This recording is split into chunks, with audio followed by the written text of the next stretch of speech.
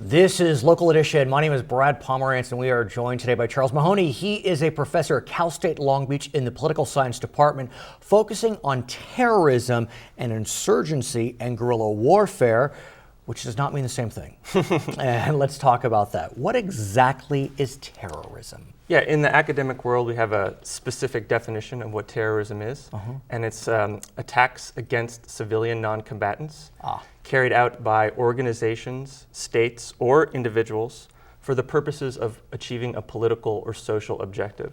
So the difference between terrorism and guerrilla warfare is that guerrilla warfare primarily targets combatants or troops of the opposite side, whereas terrorism targets civilian non-combatants. So, for example, in the United States, we faced a terrorist attack on 9/11. Exactly. The target was the people in the World Trade Center.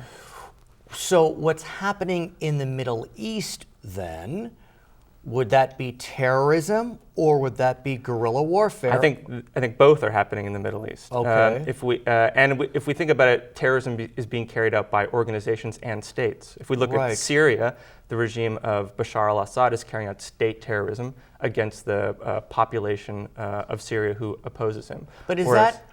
But when you think about state-sponsored terrorism, often you think about attacks not within borders. Right. So would that be terrorism or a civil war? Well, there's a difference between state terrorism and state-sponsored terrorism. State terrorism would be the state itself attacking civilians to try and maintain control over the country or to try and achieve some other type of political objective.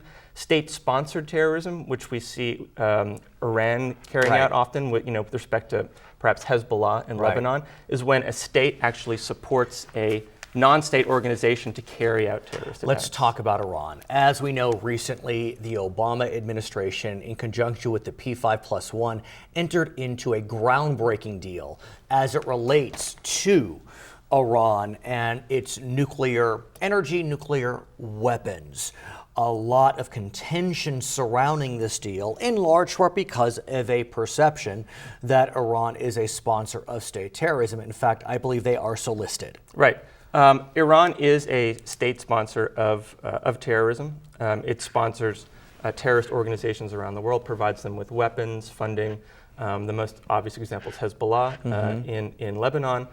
This nuclear agreement that was reached, it is controversial because it didn't really try and address Iran's sponsorship of insurgent groups, terrorist groups around the world. Rather, it specifically is trying to deal with slowing down Iran's approach to acquiring a nuclear weapon. Do we have a sense as to whether Iran and their terrorist organizations or affiliates are targeting American interests?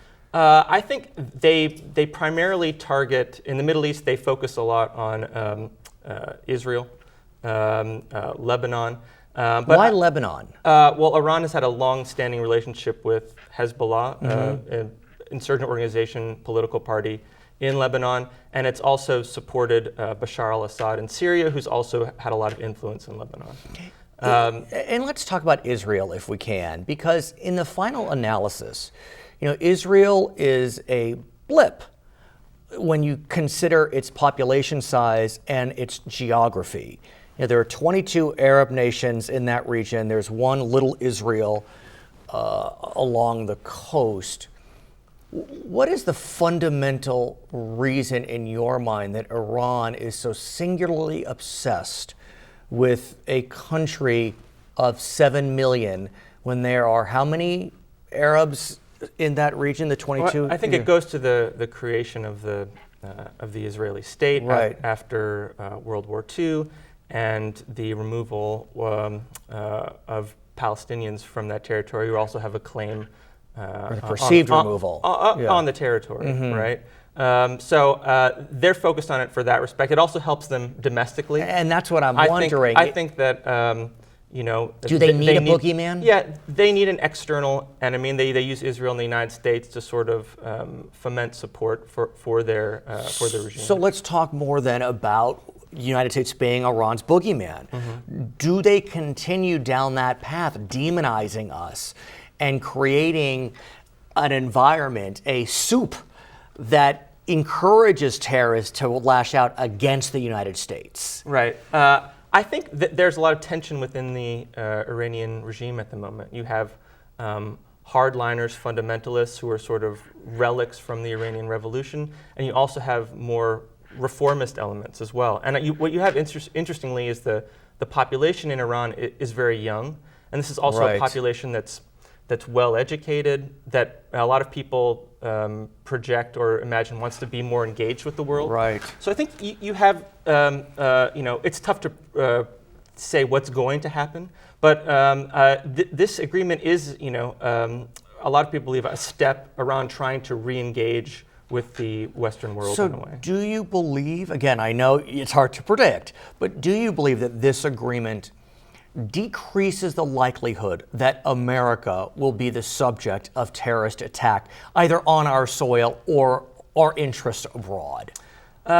I think the agreement, in the short term, you might see an uptick in terrorism. Not in the United States, but perhaps more in the Middle East. Why? If the Iranian regime, if the government has more money after sanctions are released, they might be able to fund more insurgent terrorist groups around the Middle East. We're supposed to now be friends. In the long term, it probably keeps the United States and the region safer for the next 10, 15 years. At that point, there's going to have to be a reassessment of the situation. But wouldn't Iran want to continue the goodwill that it's built with the United States in the short term?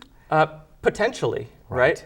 But are we dealing with a rational actor? I think Iran is a rational actor. You do? Yeah, I don't think, I'm with respect to nuclear weapons and the spread of potential nuclear weapons for terrorism, I'm much more concerned about North Korea than Iran. I understand. I think the Iranian regime is very rational, and I don't think they have any desire to try and use a nuclear weapon either against Israel or the United States because of the reverberation from that. Let's talk about the United States. Yes. Obviously, 9/11 was a crushing blow for this nation. We remember it well. What's your sense of the United States' counterterrorism efforts on our soil? Right. I think domestically, the United States has been very successful since 9/11. There have been no major terrorist attacks since the September 11th attacks of 2001. Have there been minor? There have been many minor, small attacks. I mean, we could think of the Boston Marathon bombing, for example. Well stated. But most of these attacks have been carried out by lone wolf terrorists, some of them by domestic terrorists.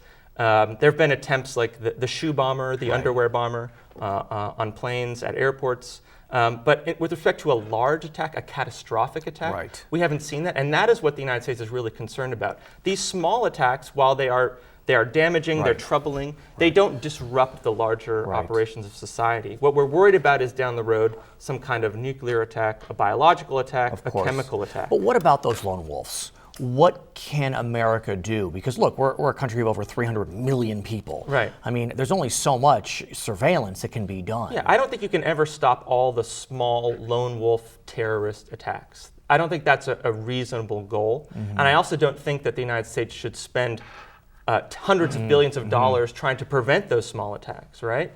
When at the end of the day, their larger effect isn't really much worse than what we have in major cities with respect to crime and murder. What the United States needs to focus on with respect to counterterrorism is prevention of this potential catastrophic attack, a chemical, biological, or radiological and how are we attack. doing on that front? Right now, we're doing very well. It's tough to know exactly what types of attacks have been prevented on this larger scale because often the details of those aren't released. They can't be. Because if you release those details, then we give up the ways and means that we're finding out about them. His name is Charles Mahoney. He is a professor at Cal State Long Beach specializing in terrorism and insurgency. My name is Brad Pomerance. We thank you so much for joining us on Charter Local Edition.